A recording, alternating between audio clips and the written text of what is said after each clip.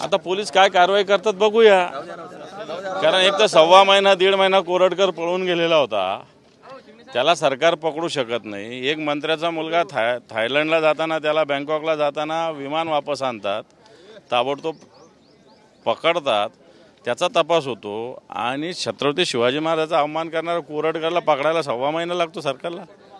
आता त्यांनी कबूल केलेलं आहे, आता त्याला चांगल्या पद्धतीनं शिक्षा झाली पाहिजे त्याच्या। दिशा सालियन प्रकरणात पोस्टमॉर्टम समोर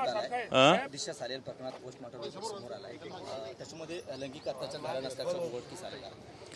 हे बा मुद्दा कोणता अत्याचार आहे, CIDने इन्क्वायरी केली आहे, क्लोजर रिपोर्ट सादर केला आहे। मला असं वाटतं हा शिळ्या काडीला ऊत आणण्याचा प्रकार आहे, राजकारण करण्याचा प्रकार आहे।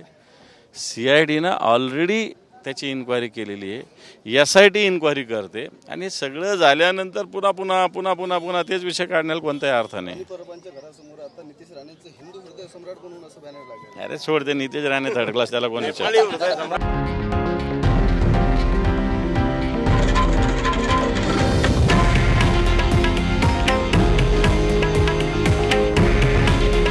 हे आहे देशातील नंबर 1 न्यूज नेटवर्क आणि आपण पाहत आहात TV9 मराठी। काळजी तुमची, हित महाराष्ट्राचं।